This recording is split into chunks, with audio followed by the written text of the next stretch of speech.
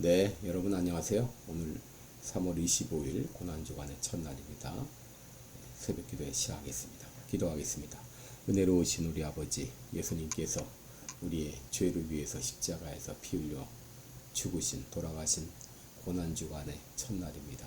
아버지, 이번 한 주간 예수님의 고난을 묵상하면서 또 예수님께서 왜 이 땅에 오셔서 피 흘려 죽으셔야만 됐는지 하나님의 그 크신 사랑을 묵상하며 또 은혜 받는 그런 귀한 한 주간 될 수 있도록 인도하여 주옵소서. 이번 한 주간도 주님 앞에 의탁하며 예수님의 이름으로 기도드리옵나이다. 아멘. 네, 찬송가 311장 부르겠습니다. 내 너를 위하여 311장. 예전 찬송가는 185장입니다. 311장입니다.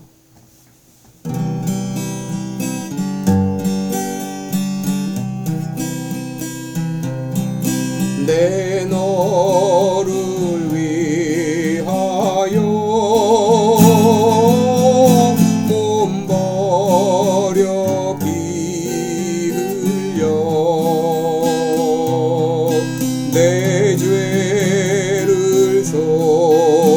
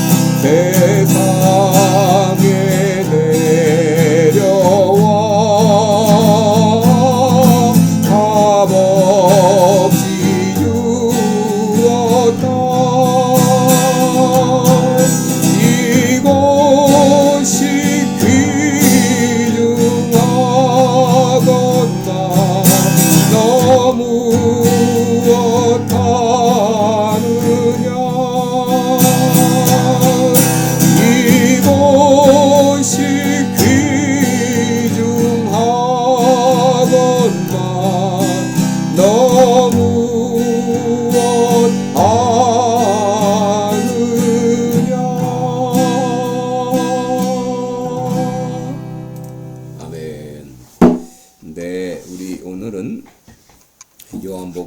12장입니다. 요한복음 12장. 네, 요한복음 12장 24절부터 26절까지 읽어드리겠습니다.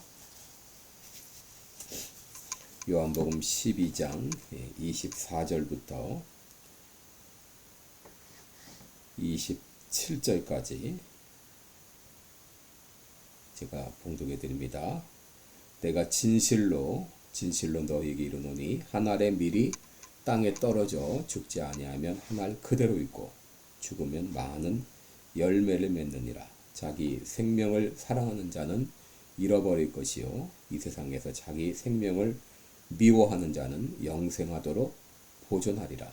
사람이 나를 섬기려면 나를 따르라. 나 있는 곳에 나를 섬기는 자도 거기 있으리니 사람이 나를 섬기면 내 아버지께서 저를 귀히 여기시리라. 아멘. 네, 우리 오늘은 주님이 가신 길 이런 제목으로 함께 말씀을 나누겠습니다. 네, 오늘이 예수님께서 고난당하신 고난주간의 첫날입니다. 오늘부터 한 주간 동안 여러분들 예수님의 그 죽으심을 묵상하면서 경건하게 한 주간 지내시기를 바랍니다. 오늘 우리 제목은 주님이 가신 길이란 제목으로 함께 말씀을 나누겠습니다. 우리 오늘 본문 보면은 예수님께서 자신의 죽음을 땅에 떨어져 죽는 그런 미랄로 그렇게 설명을 해주셨습니다. 24절에 보시면 한 알의 밀이 땅에 떨어져 죽지 아니하면 한 알 그대로 있고 죽으면 많은 열매를 맺는다라고 말씀했습니다. 여러분, 한 알의 밀알 안에는 생명이 있지만 그 밀알이 땅에 심겨지지 않으면 싹이 날 수도 없고 열매를 맺을 수도 없는 것이죠. 그런데 그 밀알이 땅에 심겨져서 겉을 싸고 있는 껍질이 썩어서 안에 있는 생명의 눈이 밖으로 나오면 싹이 나고 또 많은 열매를 맺게 되는 것이죠. 여러분, 한 알의 밀이 땅에 떨어져 죽을 때 이 얼마나 늘어나는지 아시나요? 이 한 알의 밀이 떨어져 죽을 때, 그래서 그것이 100개에서 120개의 나달이 된다고 합니다. 그리고 그 또 나달을 심으면 5년 후에는 100개에서 120개가 된다고 합니다. 여러분, 이것은 17,000가마니에 해당하는 양이라고 하는데, 여러분, 그러나 밀알이 떨어져 죽지 않았으면 그냥 하나 그대로 있었을 것입니다. 그런데 땅에 떨어져 죽음으로 말미암아 4개월 후에는 100개가 되고 5년 후에는 100억 개가 되는 엄청난 소확을 거두게 되는 것이죠. 여러분, 열매가 확산되는 한 가지 방법은 오직 이 밀알이 땅에 떨어져 죽는 것입니다.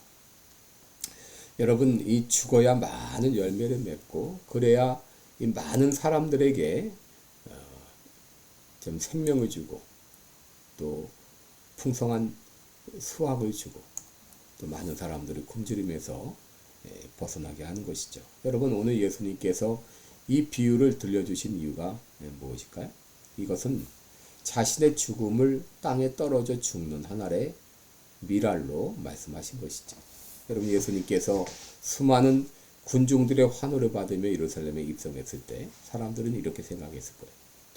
저분이야말로 우리를 로마의 압제에서 구원할 이스라엘의 임금이시다. 그러나 사실 예수님은 죽으셔서 죽어지는 한 알의 밀알이 되어서 많은 생명을 살리시기 위해서 예루살렘에 입성하신 것입니다. 결국 당국자들에 의해서 체포되고 사형 언도를 받고 십자가에서 죽으신 거죠. 예수님은 세상 죄를 지고 가는 한 마리의 어린 양으로 이 땅에 오셨습니다. 레위기 16장을 보시면 이스라엘 백성들이 속죄일에 행하는 의식이 하나가 있죠. 그것은 두 마리의 염소를 취해서 한 마리는 속죄제로 드리고 다른 한 마리는 아사셀을 위해서 광야로 보내는데, 이 광야로 보내진 염소는 뙤약볕 가운데 기진맥진하다가 결국 죽고 맙니다. 왜 이 아사셀 염소가 광야에서 죽었는가? 백성들의 죄를 담당하고 그 죄값으로 죽은 것이죠. 이것은 바로 앞으로 오셔서 나의 죄를 위해 죽어주실 예수님의 죽음에 대한 심볼이었습니다. 히브리서 13장 12절에 그러므로 예수는 자기 피로써 백성을 거룩케 하려고 성문 밖에서 고난을 받으셨느니라 라고 말했습니다. 여러분, 이것은 성문 밖에서 십자가에 달려 죽으실 예수님에 대한 모형이었습니다. 예수님께서는 백성의 죄를 지고 죽어갔던 아사셀 양과 같이 성문 밖에서 자신의 생명을 인류 구원을 위한 제물로 기꺼이 내어주신 것이죠. 왜 예수님께서 이렇게 죽어주셨나요? 피 흘림이 없이는 죄사함이 없기 때문입니다. 죄의 대가는 죽음입니다. 공의의 하나님은 죄를 용납하실 수가 없습니다. 그래서 모든 인간은 죄로 말미암아 죽어야 했습니다. 그러나 사랑의 하나님께서는 인간이 죄로 말미암아 죽는 것을 그냥 보고 계실 수가 없었습니다. 그래서 우리의 죄값을 예수님께 대신 치르게 하심으로 우리를 구원해 주신 것이죠. 그런데 그 예수님께서 오늘 우리에게 말씀해 주십니다. 요한복음 12장 26절에 사람이 나를 섬기려면 나를 따르라 그랬습니다. 너희가 나를 섬기기 원하느냐? 그렇다면 내가 갔던 그 길을 따라오라 라고 말씀하십니다. 예수님이 가셨던 그 길은 바로 십자가의 길이었습니다. 본래 십자가는 사형수를 매달아 죽이는 형틀이었습니다. 그 형틀 위에 상수를 묶고 못으로 박습니다. 여러분, 맨살에 못을 박을 때 얼마나 고통스러울까요? 그런데 더 큰 고통은 못 박힌 후이죠. 십자가로 못 박고 형틀을 세우면 박힌 못에 의해서 몸이 지탱이 되는데 몸의 균형을 잃어버릴 때마다 맨살이 찢겨나가는 고통을 감내해야 됩니다. 왜 아무 죄 없으신 예수님께서 이런 고통을 당하셔야 됐나요? 그가 찔림은 우리의 허물을 인하며 그가 상함은 우리의 죄악을 인함이라. 그가 징계를 받음으로 우리가 평안을 누리고 그가 채찍에 맞음으로 우리가 나음을 입었다라고 말씀하셨습니다. 그런데 많은 믿음의 선조들은 예수님과 같이 십자가의 길을 걸어갔습니다. 히브리서 11장 35절에 보면 또 어떤 이들은 더 좋은 부활을 얻고자 하여 악형을 받되 구차히 면하지 않았다라고 했습니다. 또 11장 36절에 보면 또 어떤 이들은 희롱과 채찍질뿐 아니라 결박과 옥에 갇히는 시험도 받았으며 돌로 치는 것과 톱으로 켜는 것과 시험과 칼에 죽는 것을 당하고 양과 염소의 가죽을 입고 유리하여 궁핍과 환난과 학대를 받았다라고 했습니다. 이렇게 수많은 믿음의 선조들은 십자가의 길을 걸어갔습니다. 그러나 다행히 오늘날은 그때와 같은 박해의 시대는 아닙니다. 그러므로 우리는 그런 악형을 받지는 않습니다. 그렇다면 오늘날 우리들이 십자가를 진다고 하는 것은 무슨 의미일까요? 오늘 본문 요한복음 12장 25절에 보면 예수님은 십자가를 진다는 것은 자기 생명을 미워하는 삶이라고 말합니다. 물론 여기 자기 생명을 미워한다고 해서 이것을 자기를 학대하라는 의미는 아닐 것입니다. 그렇다면 예수님이 말씀하신 자기 생명을 미워한다는 것은 무슨 의미일까요? 저는 이 말을 자기 부인이라고 생각합니다. 누가복음 9장 23절에 아무든지 나를 따라오려거든 자기를 부인하고 날마다 제 십자가를 지고 나를 좇을 것이다 라고 말했습니다. 오늘날 이 자기 부인이 십자가를 지는 것이 어떻게 나타날까요? 오늘 두 가지를 말씀드립니다. 첫째는 자기 부인은 겸손으로 나타납니다. 겸손이란 무엇인가요? 자기보다 남을 낮게 여기는 것입니다. 빌립보서 2장 3절에 아무 일에든지 다툼이나 허용으로 하지 말고 오직 겸손한 마음으로 각각 자기보다 남을 낮게 여기고 라고 했습니다.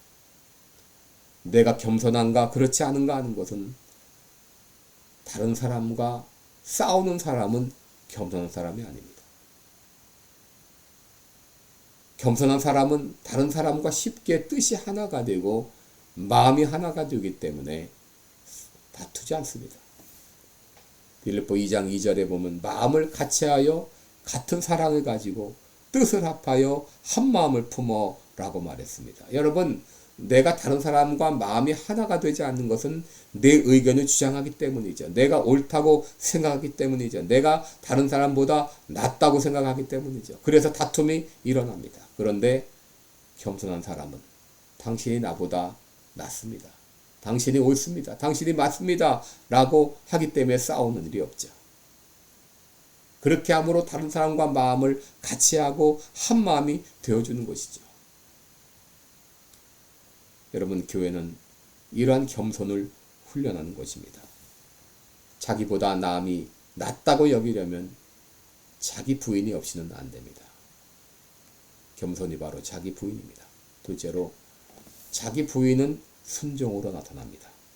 빌립보서 2장 6절로 8절에 그는 근본 하나님의 본체시나 하나님과 동등됨을 취할 것으로 여기지 아니하시고 오히려 자기를 비어 종의 형체를 가져 사람들과 같이 되었고 사람의 모양으로 나타나셨음에 자기를 낮추시고 죽기까지 복종하셨으니 곧 십자가에 죽으심이라 라고 말했습니다.